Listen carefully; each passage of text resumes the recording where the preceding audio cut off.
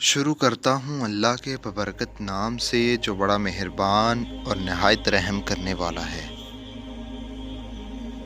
عباسیوں کے پانچویں خلیفہ ہارون رشید نے ایک دن بغداد کے علماء کو اپنے دربار میں مدعو کیا اور ان سے ایک عجیب خواہش کر ڈالی۔ خلیفہ بولے، مجھے زیارت رسول صلی اللہ علیہ وآلہ وسلم کا بے حد شوق ہے۔ مجھے آج کوئی ایسا عمل بتایا جائے کہ میرا خواب میں نبیوں کا سردار حضرت محمد صلی اللہ علیہ وآلہ وسلم تشریف لائیں۔ دربار میں سناٹا چھا گیا۔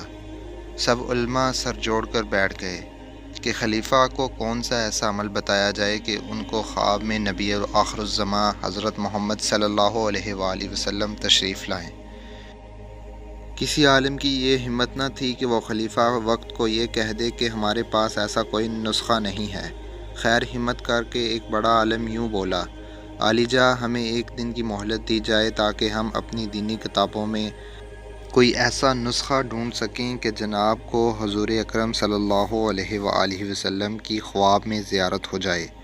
خلیفہ نے انہیں ایک دن کا وقت دے دیا اور ساتھ ہی یہ حکم نامہ بھی جاری کر دیا کہ اگر یہ علماء نسخہ تلاش کرنے میں ناکام رہے تو ان سب کو ملک بدر کر دیا جائے گا۔ اگلے دن پھر شاہی دربار سجایا گیا۔ تمام علماء حاضر ہوئے۔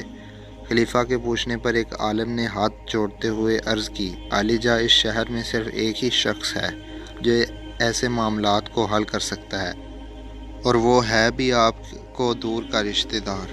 خلیفہ ہارون کہنے لگا، کہیں تم بہلول دیوانے کی بات تو نہیں کر رہے؟ جی حضور والا، ایک ہی ہے جو ہر طرح کی گتھی کو سلجھا دیتا ہے۔ کیونکہ آپ کے سوال کا جواب ہمیں کسی کتاب سے نہیں ملا۔ ٹھیک ہے، بہلول دیوانے کو حاضر کیا جائے، لیکن یاد رکھنا کہ اگر اس نے بھی اس سوال کا جواب نہ دیا تو تم سب کو اس ملک سے نکال دیا جائے گا۔ ناظرین گرامی، حضرت وہب بن عمر ایک نہایت اعلیٰ درجے کے بزرگ تھے جن کو درویش، صفتی اور فلسفی ہونے کی وجہ سے بہلول دانا کے نام سے پکارا جاتا تھا۔ ان کا کوئی خاص ٹھکانہ نہ تھا، وہ اکثر ننگے پاؤں ہی رہتے تھے۔ وہ جہاں تھک جاتے وہیں پر رات بسر کر لیتے تھے۔ آپ حضرت امام جعفر صادق کے خاص شاگردوں میں سے تھے۔ خیر جب حضرت بہلول کو شاہی حکم ملا کہ آپ کو فوراً دربار شاہی میں حاضر ہونے کا حکم ہوا، حضرت بہلول دانا میں خلیفہ نہ جاتے تھے، اسی لیے آپ نے سپاہیوں کے ساتھ جانے سے انکار کر دیا۔ لیکن پھر ایک عالم نے جو کہ سپاہیوں کے ساتھ ان کی منت سماجت کی کہ اگر آپ ایج دربار میں نہ گئے تو اس سارے شہر کے علماء کو جلا وطن کر دیا جائے گا۔ آپ محل کی طرف چل پڑے۔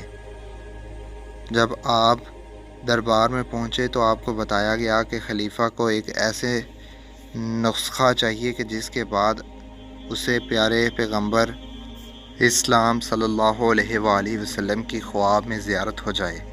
آپ نے خلیفہ کی طرف ٹکٹکی باندھ کر دیکھا اور فرمانے لگے، بے شک میں خلیفہ صاحب کو زیارت کا نسخہ کیمیائی سمجھا دوں گا، لیکن اس کے لیے 2 دن کا وقت درکار ہوگا۔ لیکن شرط یہ ہے، عالی جاں آپ کو ویسا ہی کرنا ہوگا جیسا میں کہوں گا۔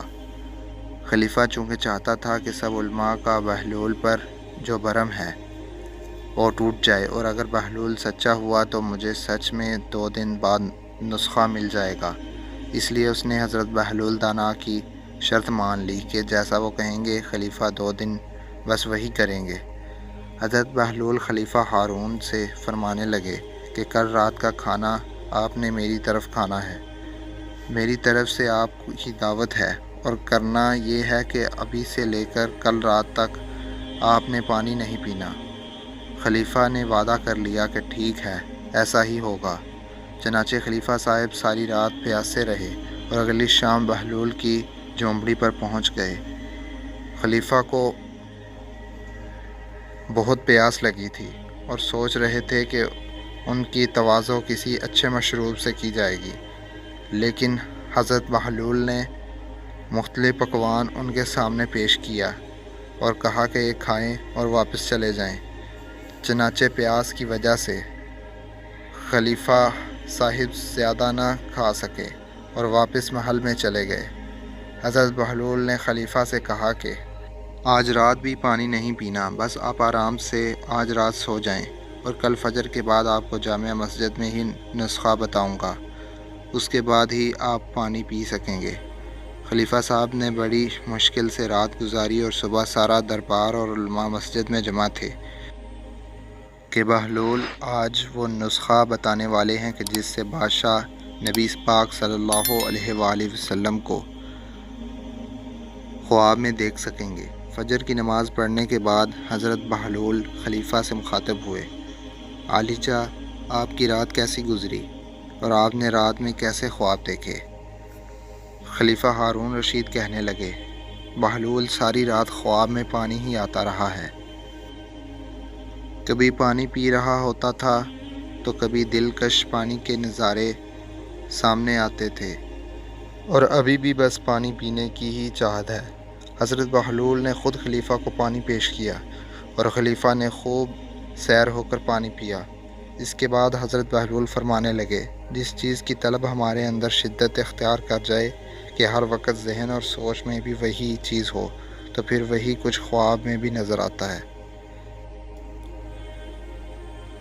زیارت رسول صلی اللہ علیہ وآلہ وسلم کے لیے اپنی طلب میں شدت پیدا کریں۔ خلیفہ صاحب اپنی سوچ کو اپنے آپ صلی اللہ علیہ وآلہ وسلم کی یاد سے بھر دیں، دیدار کا انتظار کریں اور اہتمام کریں کہ خود بخود ہی زیارت نصیب ہو جائے گی۔ اللہ پاک ہم سب کو اپنے حبیب صلی اللہ علیہ وآلہ وسلم کی پر نور زیارت نصیب فرمائے، آمین ثم آمین۔